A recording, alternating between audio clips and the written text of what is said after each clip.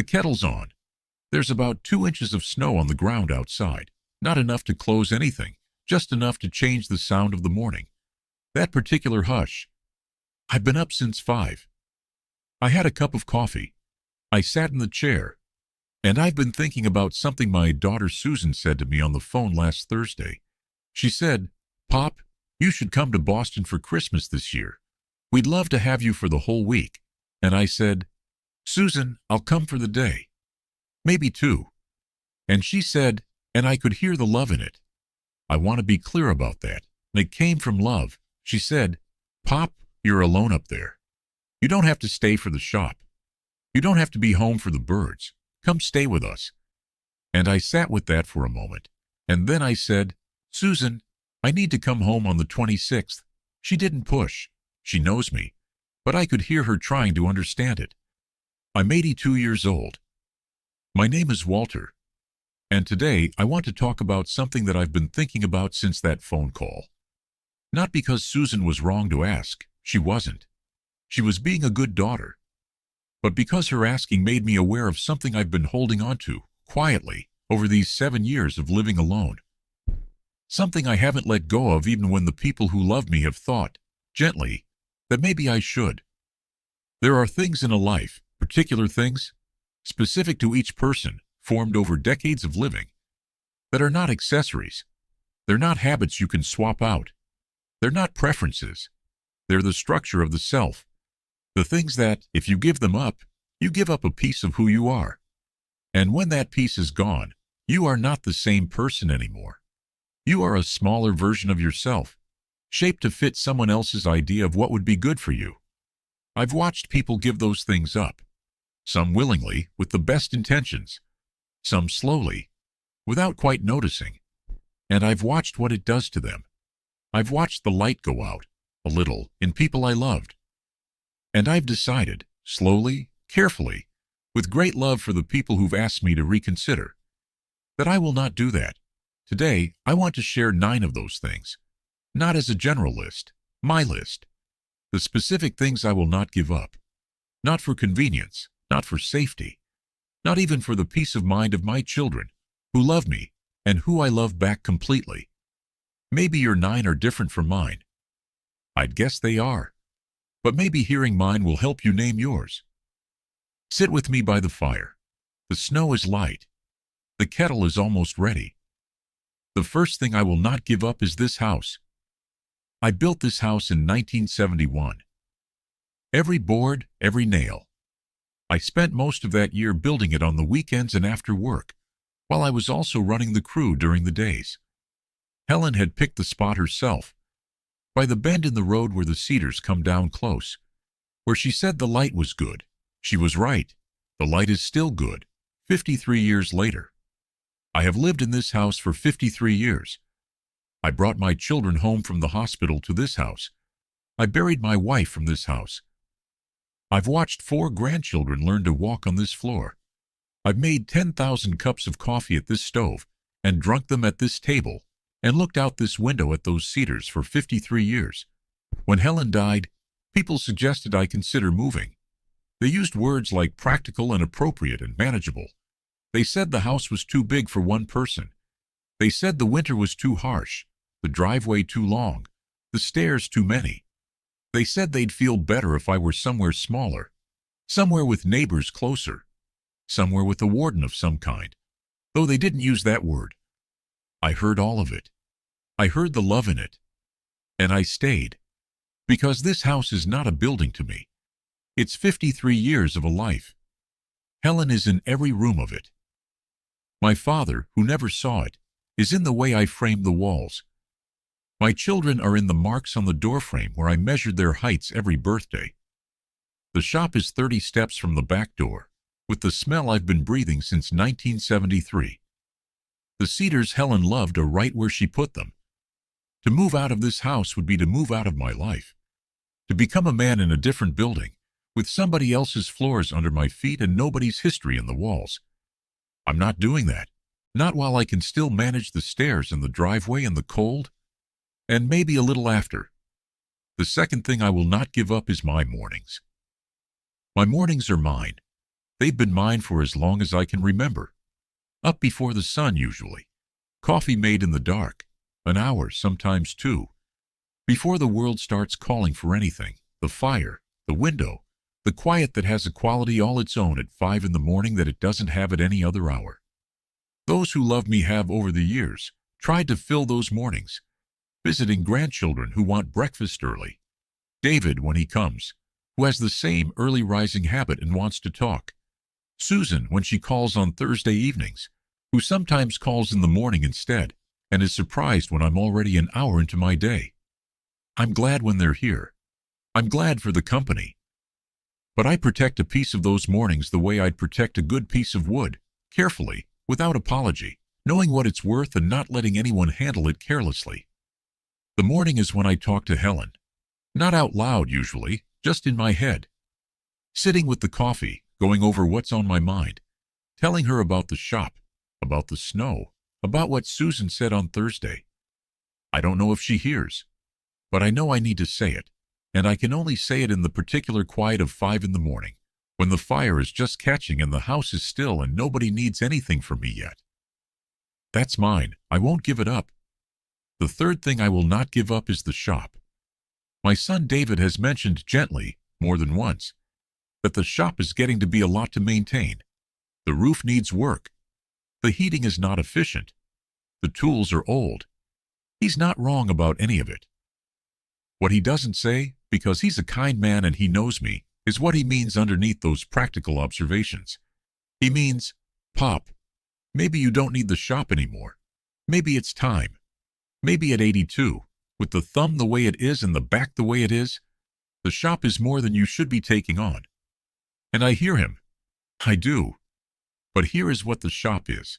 The shop is not a building with old tools in it. The shop is the 45 years I spent making things. It's the smell that hasn't changed since 1973. It's the plane I bought second-hand in 1966 for $4 that still cuts clean when the blade is sharp. It's the workbench I built myself in 1974 that has more hours of my life in it than almost anything else I own. It's the place I go when the house is too quiet and I need to do something with my hands. It's the place where I think clearly. Always has been. The wood under the hands, the particular focus of making something. It settles me in a way that nothing else does. When I'm in the shop, I'm still Walter the carpenter. I'm not Walter the old man who lives alone. I'm not Walter the widower. I'm the man who can look at a piece of wood and see what it wants to become. That man is still in me, and he needs somewhere to be. I'll keep the shop as long as I can stand in it. When I can't stand in it, I'll sit in it. When I can't do either, I'll think about it from this chair. But I won't close it before I have to. I want to tell you what I made last winter because I think it says something about why the shop matters in a way that words about it might not. The Sullivans down the road. I've talked about them before. The young couple who moved in a few years ago. They had their second child in January, a girl. They named her Ruth.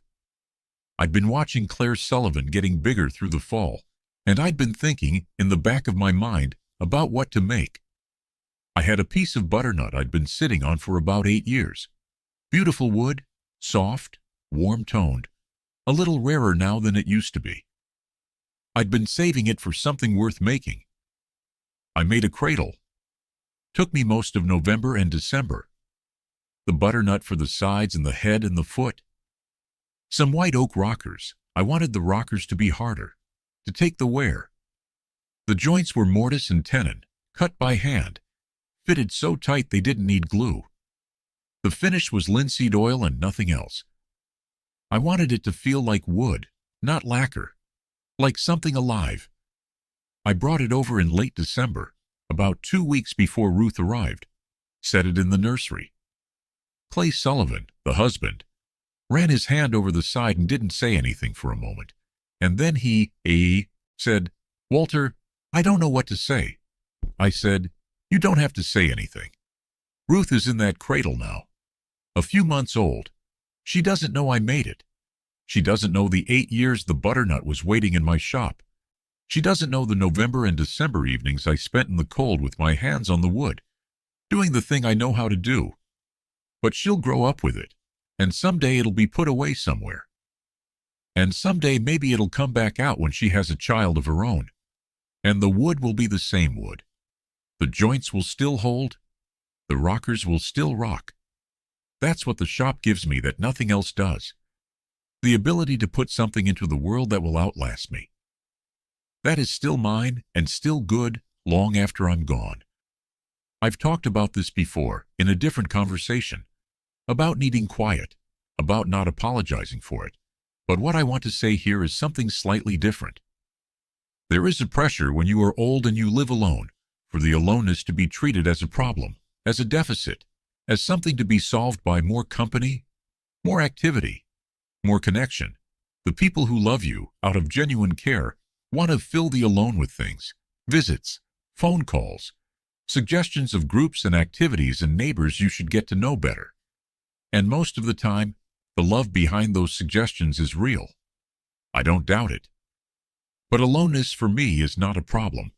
Some of it is not even loneliness. I've learned to tell the difference. Some of it is the particular companionship of a quiet house and a fire, and my own thoughts. Some of it is the continuation of the conversation I've been having with Helen since she died, which I can only have in certain kinds of quiet. Some of it is just the right of an 82-year-old man to sit in his own chair without needing a reason. I will not give that up. Not for comfort. Not for the peace of mind of my children. Not for the social idea that an old man alone is an old man in trouble. Sometimes he is. But sometimes he is an old man who built a life and needs to sit in it quietly for a while. The fifth thing I will not give up is the work of my own hands. I mean the practical work, the firewood, the small repairs around the house, the cooking, the garden bed, what's left of it, the upkeep of my own life. There is a particular kind of well-meaning helpfulness that older people sometimes receive, where more and more things are done for them until they are doing almost nothing for themselves. And everything that gets taken over, every task handed to a younger, more efficient pair of hands, takes with it a small piece of the person's sense of themselves, as someone who manages their own life. I've watched this happen to people I knew, friends and neighbors who, in their 80s, had most things done for them. And the doing for, over time, did something to them, made them more passive, more dependent, less interested, as if the tasks themselves had been carrying a part of the vitality. And when the tasks went, so did some of the vitality. The firewood costs me something now. I'm slower than I was. I have to be more careful. But I split what I can. I stack what I can. When David comes and insists on doing a cord for me in an afternoon, I let him, but I'm out there beside him, even if I'm only doing a quarter of it. I need to be part of the doing. The cooking is mine. The dishes are mine. The walk from the house to the mailbox, in the cold, every day, is mine. These are small things, but they are the ongoing evidence that I am a person who manages his own life. And managing your own life is not a small thing. It's one of the things that keeps you alive. I'll ask for help when I need it. I'm not too proud for that anymore. I've told you about learning to ask, but I won't hand things over before they need to go. The hands need work to stay hands. There's a specific thing that happens when you do physical work with your own body, at 82, that I want to try to describe. Because it's not just about pride or capability, it's something else. When I split a piece of wood, when I set the splitting maul and feel the resistance and bring it through, there is a moment of pure physical satisfaction that is unlike almost anything else I know. The wood opens. The grain separates exactly where it was always going to separate. The two halves fall apart and land in the snow, and I am an 82-year-old man who just did a thing with his body that worked. My body still works, slower, more carefully, with more rest in between. But it works. And every time I let it work, every trip to the mailbox, every cord of wood stacked, every piece of kindling split, I'm in a conversation with my own body that says, "You're still here. We're still here, together." The day somebody else does all of it for me, the day I stop participating in the maintenance of my own life, that conversation ends, and something goes with it that I don't know how to name exactly, but that I know is important. I know because I've seen what happens when it ends in other people. My friend Frank, who I've mentioned before, who died too young because he'd stopped tending himself. Frank stopped doing his own things gradually, over years. First the firewood, then the cooking, then the walks. Then he stopped going outside much at all. And with each thing he stopped, he seemed to get smaller. Not physically, but in some other way. Like the tasks had been holding a part of him up. And without them, that part sank. I will not let that happen before it has to happen. The hands stay in the work as long as they can. Most of mine are dead. Bob is dead. Frank is dead. Harold is long dead. The crew I worked with in the 70s, gone. The men I grew up with in Bangor, almost all of them gone. But not all of them. There's Marie, Bob's widow, who lives about 40 minutes away. She and Bob and Helen and I were friends for 30 years. We have dinners together. We have coffee when the roads are clear. We have a particular kind of conversation that is only possible between people who have known each other for a very long time and have lost the same people and are still here. There's a man named George, who I worked alongside in the mid-'80s on a big commercial project in Orono. We stayed in touch loosely over the years. And when his wife died, 2 years after Helen died, we found our way to a closer friendship than we'd had when we were both busy and our wives were still alive. There's Elaine Poulin, 4 houses down, who checks in on me more than she needs to and who I have coffee with on the first Sunday of every month. These friendships, these specific, irreplaceable people, I protect. I show up for them. I answer when they call. I make the drive even when my knee is bad and the weather is gray. I write the card when a card is what the moment needs. Because here is what I've learned about friendship in old age. When the people start to go, and they go faster, in your 80s than you can prepare for, the ones who are still here become something you cannot afford to take for granted. They are not replaceable. You cannot make new friends at 82 who know you the way George knows me, or Marie knows me, or even Elaine after these few years. The new ones take decades to build. The old ones are irreplaceable. I will not give those up. Not for a quieter schedule. Not for convenience. Not for the easier path of just having family and letting the old friendships thin. I want to say something more about Marie, because she's the clearest example I have of what these friendships hold. Marie and Bob were friends with Helen and me for 30 years. We had each other for holidays sometimes. We went on drives up to Acadia together in the summer, the 4 of us. We sat on their porch in the evenings and talked about nothing much and everything. The kind of friendship that is mostly made of ordinary time. Years and years of ordinary time. After Bob died, and after Helen died, Marie and I found ourselves in a particular kind of solidarity. We are the ones left from that group of 4. We carry both of them, Bob and Helen, in the way that only people who knew them can carry them. When I sit with Marie, I can mention Helen and she doesn't get careful and quiet. She just says what she remembers. She says, "Helen would have found that funny." Or, "Helen always said that about October." And the saying of it, having someone who knew her say her name that way, is one of the small graces of my week. That's what an old friendship holds. Not just the past, the ongoing presence of the people you've both lost, the ability to keep them alive in conversation between you, the language of shared memory. I can't make new friends who knew Helen. I can't make new friends who knew Walter at 40. Those friends are the ones I have now, the ones still alive. And I will show up for them with everything I've got, for as long as they and I are here. I've talked about this before too, about stopping the apologizing for having views. But what I want to say here is slightly different. I want to talk about what it costs a person, specifically, to give up their opinion, to agree when they don't agree, to stay quiet when they have something to say, to soften every view to the point where it no longer has any shape. I've known old people who did this, who somewhere in their 70s decided it was easier, kinder perhaps, or more harmonious, to stop asserting themselves, to let the younger people in the room carry the opinions while they sat quietly and nodded, to become, in some essential way, a presence without a position. And I've watched those people become less, not less important to their families, not less loved, but less themselves.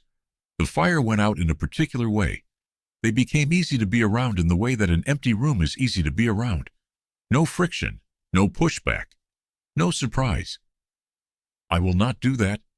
My opinions are part of who I am. Some of them are the opinions of a man shaped by Maine, and the trades, and a working life, and the particular losses I've had. Some of them are things I've changed my mind about over the years, because I was wrong before and had to admit it. Some of them are things I'll never change because I've thought about them for decades, and I've come down where I've come down. I'll share them when the moment calls for it. Not loudly, not to dominate, but I will not sit quietly at the table, nodding. I have something to say, and I'll say it. I'm 82 years old. I've earned my opinions, and I'm keeping them. The eighth thing I will not give up is the connection to what's beautiful in the world. I know that might sound like a strange thing to say, needs protecting, but I've watched people, as they get older and their world gets smaller, lose the habit of noticing beauty, lose the reflex that makes you stop at a window and really look at the light, lose the patience for the small things, the lichen on a stone, the way a bird lands on a feeder, the grain in a piece of well-cut wood. Helen taught me to look. I've said that before. She was always stopping and pointing at things. Small things. Things I'd have walked past. She gave me an eye for it that I didn't have before her, and I've kept that eye even though she's gone. But it takes intention at 82. It takes the decision to look every day at something worth looking at. To not just move through the morning from chair to kitchen to fire to chair, but to stop at the kitchen window and let the light on the snow actually land. To go out to the shop not just to work, but to run a hand over a well-planed surface and feel the smoothness that only comes from doing the thing right. I set 2 things down in my notebook every evening. 2 things from the day that were worth keeping. Helen's practice, from the green notebook in the cedar chest, but mine now. My handwriting, on a yellow legal pad, on the kitchen table. Yesterday I wrote, the particular way the frost clung to the inside corner of the shop window. The smell of the first fire of the evening catching, small things. But they're what keeps the world alive for me. And I will not give up the practice of noticing them, no matter how tired I am, or how much there is to do, or how much easier it would be to just move through the day without stopping. The world is still offering things. It offers them every day. You have to slow down enough to see them. The 9th thing, and this is the one I want to take the most time with, because it's the hardest to explain and the most important. The 9th thing I will not give up is my version of who I am. I mean this precisely. There is a version of Walter that exists in the minds of the people who love me. The version David carries. The version Susan carries. The version the grandchildren are building still. Those versions are made of real things I've done and said and been, but they're also simplified, shaped by distance and affection, and the particular angle from which each person has seen me over the years. David's version of me is a father, mostly a good one now, the later years. A man who shows up, a man who calls on Sundays, a man who can be leaned on. Susan's version of me is something warmer, a man who has grown into his feelings, a man who makes her laugh sometimes, a man she can tell things to. The grandchildren's version of me is a grandfather who makes things with wood and sits by a fire and talks slowly about a world they're only starting to understand. All of those versions are true. All of them are me. But they're not all of me. What isn't in those versions? What gets left out, in the simplified version that the people who love you carry, is the interior. The particular way my mind works at 5 in the morning turning things over. The conversations I have with Helen that nobody else is part of. The opinions I haven't shared. The memories that are only mine from years before any of them knew me. The 27-year-old who stood in a hospital corridor in a November snowstorm, holding his newborn son and making promises he mostly couldn't keep. The boy who raised his younger siblings after his father died. The young carpenter who ruined a piece of cherry his first week on the job, and heard Harold say, "All right. What did you learn?" Those things are in me. They're the interior of the self, and they don't belong to my children or my grandchildren. They're mine, and I've found, in these 7 years since Helen died, that one of the quiet dangers of old age, of being an old person surrounded by people who love you and want to take care of you, is that you can gradually become the version of yourself that other people carry. You can start to be who they need you to be, who they're comfortable with, who fits into the holiday and the phone call and the visit without requiring anything complicated from them. And you lose the rest. The interior goes quiet. The self that only you know shrinks from lack of use. I will not do that. Every morning before the calls and the visits and the needs of the day, I sit in this chair and I am all of myself.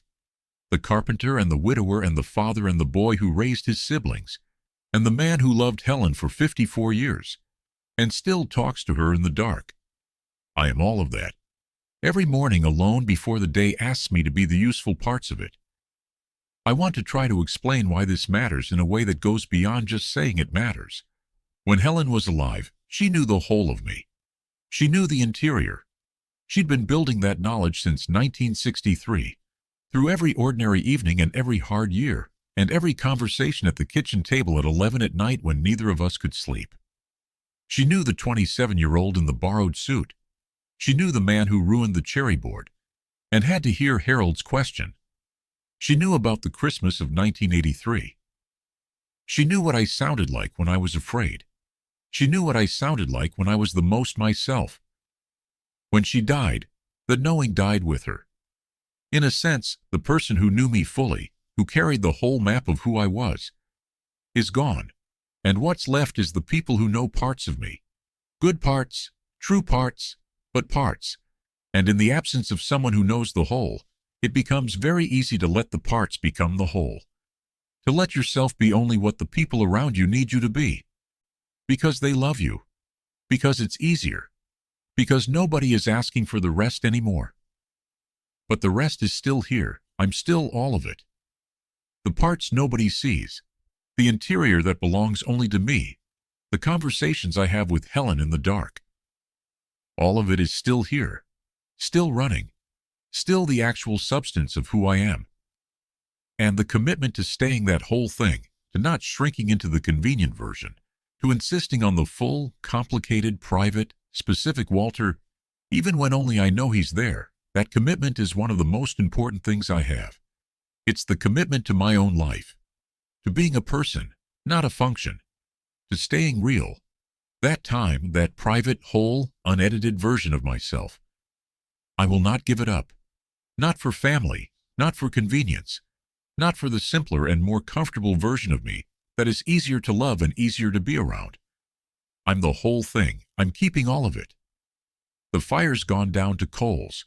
Outside, the light has shifted. The snow is still on the cedars, but lighter now. The morning is more than half gone. I want to say something before I close about why I shared this list today. Not the 9 things themselves, but the fact of having them, the fact of knowing them, the fact of protecting them. There is a kind of surrender that happens in old age that is not wisdom. That gets called wisdom sometimes. Because it looks like acceptance, but it's not acceptance, it's erosion. The slow giving away of the self, piece by piece, year by year, to the comfort and the convenience and the reduced expectations of the people around you. Until one day you are a very pleasant, very agreeable, very small version of what you used to be. I've seen it, I've been afraid of it. I've watched it take people who were, before, full and complicated and specific, and turn them into a much simpler version of themselves. Easier to manage, easier to house, easier to love maybe, in the way that simple things are easier to love than complicated ones. I don't want to be easier to love, I want to be truly loved. Which means loved as I actually am, with the opinions and the habits and the need for the shop, and the 5 in the morning quiet, and the interior that nobody else has full access to. The people in my life, David, Susan, the grandchildren, Marie, George, Elaine, they love me. They love a version of me that is mostly true, and I love them back with everything I have. But I owe it to myself, and honestly, I owe it to them too, to stay the whole of who I am, to not shrink into the manageable version, to keep the 9 things and whatever else belongs on the list that I haven't named yet. Because the day I give all of that up, The day I let myself be reduced to what's easiest for everyone around me. That's the day Walter Brennan stops being here. And something smaller and more convenient takes his place. I'm not going anywhere. I'm right here, whole, by the fire. If anything I said today reached you, you can subscribe to walk with me a while longer. I read the comments. Tell me what's on your list. Tell me the one thing you won't give up. I'd like to hear it. Take care of yourself. Know what's yours. Hold on to it. Don't let anyone, even the people who love you most, talk you out of the things that make you who you are. The fire's still going. I'll see you next time.